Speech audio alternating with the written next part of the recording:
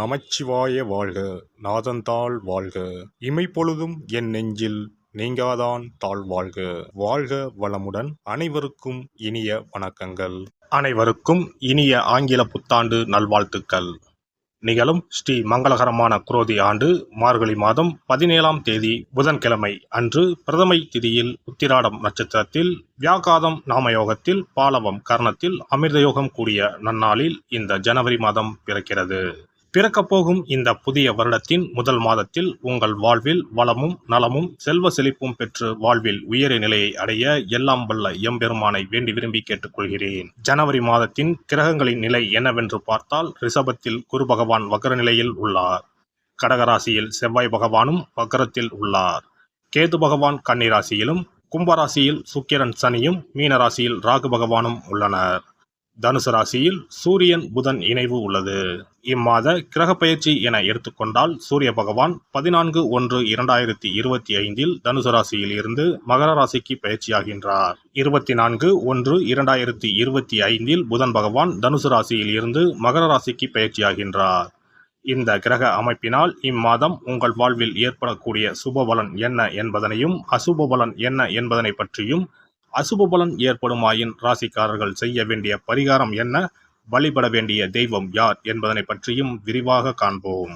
கன்னிராசி அன்பர்களே, இந்த மாதம் எதிர்ப்புகள் அகலும், பகை விலகி எதிலும் வெற்றி கிடைக்கும், தன்னம்பிக்கை அதிகரிக்கும், தகராறுகள் வழக்குகளில் சாதகமான போக்கு காணப்படும், நன்மை தீமைகளை பற்றி கவலைப்படாமல் எதையும் துணிச்சலாக செய்து முடிப்பீர்கள். உத்தியோகத்தில் இருப்பவர்களுக்கு வீண் அலைச்சல் குறையும், எடுத்த காரியத்தை வெற்றியுடன் செய்து முடிப்பீர்கள், எண்ணப்படி எல்லாம் நடக்கும். தொழில் வியாபாரத்தில் இருந்த போட்டிகள் குறையும், உங்களது செயல்களுக்கு தடை ஏற்படுத்தியவர்கள் தாமாக விலகிவிடுவார்கள், பணவரத்து கூடும், தொழிலை விரிவாக்கம் செய்வதற்கான முயற்சிகளில் ஈடுபடுவீர்கள். குடும்பத்தில் இருந்த மன வருத்தங்கள் மாறி சுமூகமான நிலை உண்டாகும், கணவன் மனைவிக்கு இடையே இருந்த இடைவெளி குறையும், வீட்டில் சுபகாரியங்கள் நடக்கும், திருமண முயற்சிகள் கைகூடும், பிள்ளைகளால் பெருமை உண்டாகும். பெண்களை பொறுத்தவரை சாதக பாதகங்களை பற்றி கவலைப்படாமல் எந்த காரியத்தையும் துணிச்சலாக செய்து முடிப்பீர்கள், உங்களுக்கான எதிர்ப்புகள் விலகும். கலைத்துறையினர் பேச்சு திறமையால் காரியங்களை சாதகமாக செய்து முடிப்பீர்கள், அலைச்சல் குறையும், பயணங்கள் செல்ல நேரலாம், வீண் வாக்குவாதங்களை தவிர்ப்பது நல்லது. காரிய தாமதம் ஏற்பட்டாலும் சாதகமான பலன் கிடைக்கும். அரசியல் துறையினருக்கு எதிர்பார்த்த காரியங்கள் தடைகள் இன்றி முடியும், எதிர்ப்புகள் மறையும், பகை பாராட்டியவர்கள் பகையை மறந்து நட்பு கரம் நீட்டுவார்கள், நீண்ட நாட்களாக இருந்து வந்த பிரச்சனைகள் குறையும், மன உறுதி அதிகரிக்கும். மாணவர்களுக்கு போட்டிகள் குறையும், எதிலும் வெற்றி பெற வேண்டும் என்ற எண்ணம் தோன்றும், கல்வியில் முன்னேற்றம் காண்பீர்கள். நட்சத்திர பலன்கள் உத்திரம் 2, 3, 4ஆம் பாதங்கள். இந்த மாதம் வீண் அலைச்சல் உண்டாகும், மற்றவர்களுக்கு உதவி செய்வதில் ஆர்வம் ஏற்படும், வாக்கு வன்மையால் அனுகூலம் உண்டாகும், எந்த காரியத்தையும் யோசித்து செய்வது நல்லது. பணம் சார்ந்த கஷ்டங்கள் குறையும், காரிய வெற்றியும் நன்மையும் உண்டாகும். அஸ்தம் நட்சத்திரம். இந்த மாதம் காரிய அனுகூலம் உண்டாகும், எடுத்த காரியத்தை திறமையாக செய்து முடிக்க தேவையான உதவிகள் கிடைக்கும், சுயநம்பிக்கை அதிகரிக்கும், புத்தி தெளிவு உண்டாகும், எந்த பிரச்சனையும் எதிர்கொள்ளும் தைரியம் உண்டாகும்.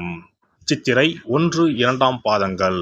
இந்த மாதம் மனதை கவலை கொள்ளச் செய்த பிரச்சனைகளில் எதிர்பாராத திருப்பங்கள் ஏற்பட்டு சாதகமான பலன் கிடைக்கும், தொழில் வியாபாரம் முன்னேற்ற பாதையில் செல்லும், சிறப்பாக செயல்பட முடியும் என்ற நம்பிக்கை ஏற்படும், எதிர்பார்த்த பண உதவியும் கிடைக்கும். வேலை தேடிக்கொண்டு இருப்பவர்களுக்கு உத்தியோக வாய்ப்புகள் வரும், முக்கிய நபர்களின் உதவியும் கிடைக்கும். புதன்கிழமையில் ஆஞ்சநேயரை வெண்ணெய் சாற்றி வணங்க எல்லா நன்மைகளும் உண்டாகும், மனோதைரியம் கூடும். சிறப்பு தொகுப்பு. கழுத்தை நெரிக்கும் கடன் பிரச்சனையால் கஷ்டப்படுபவர்களுக்கு எளிய பரிகாரங்கள் உள்ளன. ருண ரோக சத்ரு இந்த மூன்றுமே மனிதர்களை வெல்லக்கொள்ளும், அதிலும் கடன் பிரச்சனை கவலையை ஏற்படுத்தி மனிதர்களை கலங்க வைத்துக் கொள்ளும். கடன் பிரச்சனையால் கஷ்டப்படுபவர்களுக்கு எளிய பரிகாரங்கள் உள்ளன. இந்த எளிய பரிகாரங்களை நம்பிக்கையோடு செய்தால் நிச்சயம் பலன் கிடைக்கும். ஒருவரின் ஜாதகத்தில் 6ஆம் இடம் கடன் ஸ்தானத்தை குறிக்கும். கடன் பிரச்சனையால் இன்றைக்கு பலரும் தற்கொலை செய்து கொள்கின்றனர். சக்கரத்தாழ்வார் அருள் இருந்தால் கண்டிப்பாக கடன் பிரச்சனைகள் நீங்கும். பெருமாள் கோவிலுக்கு சென்று சனி மற்றும் புதன்கிழமைகளில் சக்கரத்தாழ்வார் சன்னதியில் துளசி மாலை சாற்றி 12 முறை வலம் வர வேண்டும்.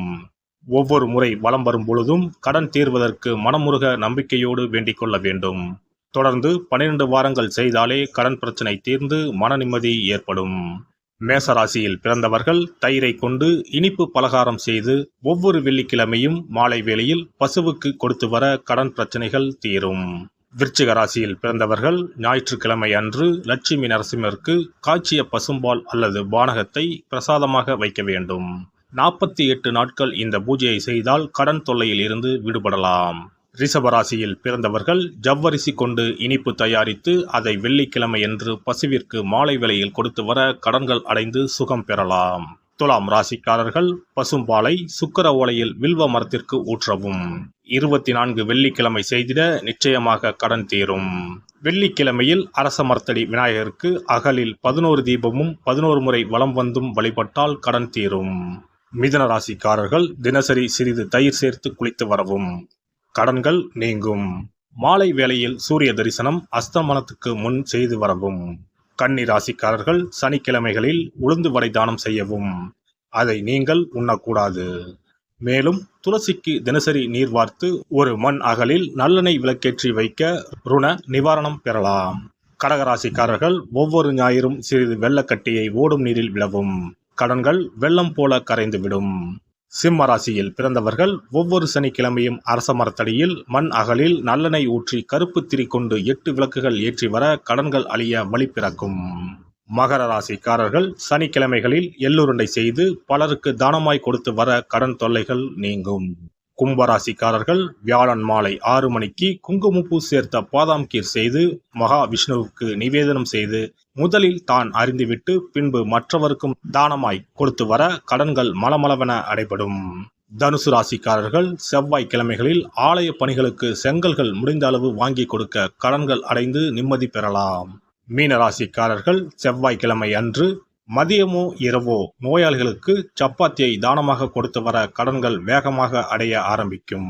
குறைந்தது 9 சப்பாத்திகள் கொடுப்பது நல்லது. செவ்வாய் பகவானை மனதார நினைத்துக் கொள்வது நலம் தரும். பௌர்ணமி நாளில் குலதெய்வத்திற்கு படையலிட்டு வழிபடுவது சிறப்பு. குலதெய்வ படம் இல்லாதவர்களும் குலதெய்வம் பற்றி தெரியாதவர்களும் 5 முக குத்து விளக்கை பூஜை அறையில் ஏற்றி வைத்து படையல் போட்டு கற்பூர ஆரத்தி காட்டி கடன் பிரச்சனை நீங்க மனதார வேண்டிக் கொள்ளலாம். இவ்வாறாக 9 பௌர்ணமிகள் விடாமல் இந்த பரிகாரம் செய்ய கடன் தொல்லைகள் எளிதாக தீர்ந்துவிடும். கடன் தீருவதற்கான வழிகளும் கிடைக்கும். இந்த பரிகாரத்தை அனைத்து ராசிக்காரர்களும் செய்யலாம். எல்லாம் வல்ல இறையருளால் நீங்களும் உங்கள் அன்பு குடும்பமும் உடல் நலம், நீலாயுள், நிறை செல்வம், உயர் புகழ், மெய்ஞானம் ஓங்கி வாழ்க வளமுடன். இந்த வீடியோ பதிவு உங்களுக்கு பிடித்திருந்தால் லைக் பண்ணுங்க, கமெண்ட் பண்ணுங்க, ஷேர் பண்ணுங்க, மறக்காம சப்ஸ்கிரைப் பண்ணுங்க, பக்கத்துல இருக்கிற பெல் பட்டனை கிளிக் பண்ணுங்க. நன்றி, வணக்கம். ஓம் நமச்சிவாய. சிவாய நம.